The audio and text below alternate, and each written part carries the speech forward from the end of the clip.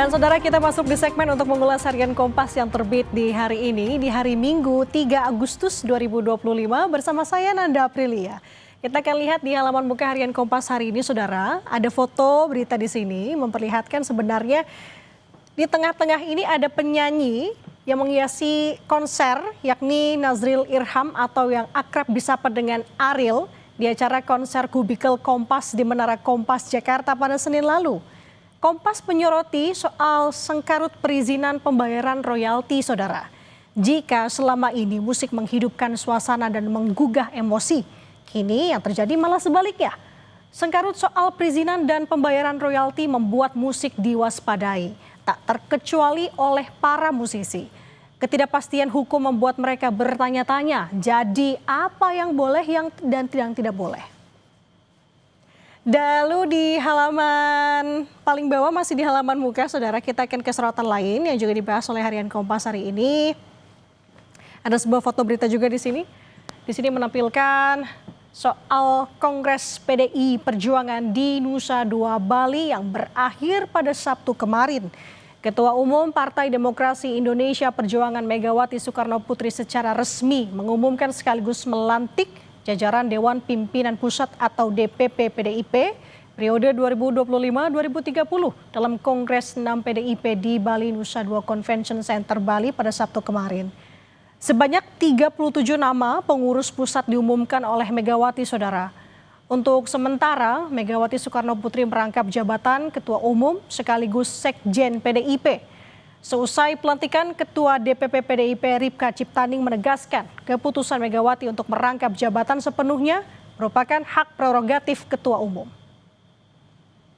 Dari halaman pertama kita akan bergeser ke halaman 15, saudara. Ini juga yang menjadi sorotan terkait anjloknya kereta api yang terjadi rute Surabaya-Jakarta, yakni kereta Argo Bromo Anggrek jurusan Surabaya-Jakarta di emplasemen stasiun Pegadaian Baru, Subang, Jawa Barat pada Jumat lalu. Jalur kereta api di stasiun Pegadaian Baru, Kabupaten Subang, Jawa Barat sudah bisa kembali dilalui setelah proses perbaikan pada Sabtu kemarin. Jalur ini sempat lumpuh 18 jam, saudara, setelah kereta api Argo Bromo Anggrek rute Surabaya-Gambir anjlok pada Jumat kemarin. Kereta api Argo Lawu menjadi kereta pertama yang melintasi Pegadaian Baru.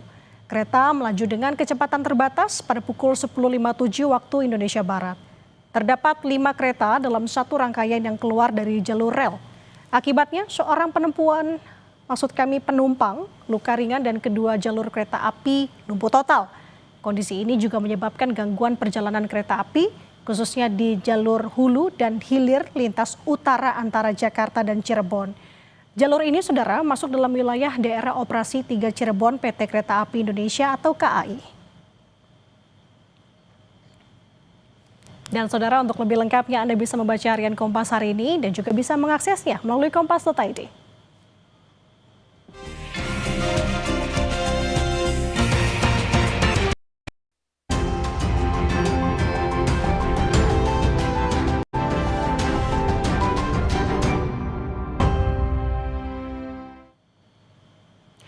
Saudara, saatnya kita simak situasi arus lalu lintas di kawasan Kota Tua, Jakarta Barat bersama dengan petugas NTMC Polri, Brigadir Treslinda. Selamat pagi, Brigadir Treslinda. Silakan dengan laporan Anda.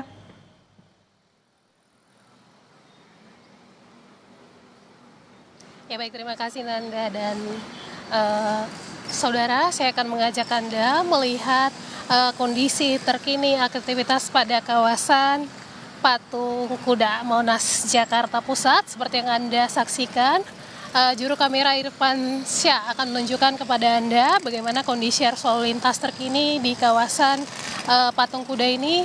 Saat ini sedang diberlakukan rekayasa lalu lintas untuk penutupan arus lalu lintas ke arah Sudirman Tamrin. Hal ini bertepatan juga dengan hari bebas kendaraan untuk saat ini. Kemudian kendaraan yang akan melintas di kawasan ini kami harapkan Anda dapat mengikuti arahan dan petunjuk petugas kami yang berada di lapangan. Kemudian Anda juga dapat mencari jalur-jalur alternatif lain untuk saat melintasi di kawasan yang memang dilakukan rekayasa lalu lintas. Kemudian seperti yang Anda saksikan, selain memang ada aktivitas olahraga pagi baik itu bersepeda, berjalan kaki dan berlari di kawasan ini, memang pada pagi hari ini juga ada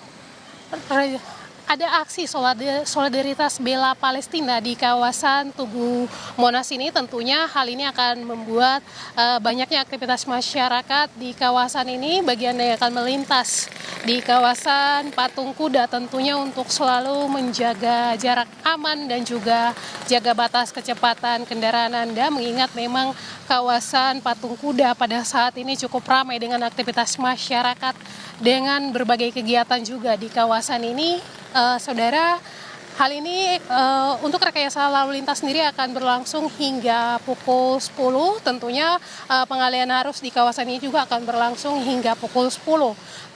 Anda dapat mencari jalur alternatif lain, kemudian untuk aksi solidaritas ini akan berlangsung juga dan diikuti juga ulama-ulama yang ada di seluruh Indonesia. Tentunya hal ini juga akan membuat kepadatan masyarakat di kawasan Tugu Monas ini akan terus terjadi. Kami juga menginformasikan data dari SMS Korlantas Polri dalam kurun waktu 1 kali 24 jam terjadi 214 kasus laka lantas dengan rincian 22 orang meninggal dunia, 43 orang luka berat dan 281 orang luka ringan.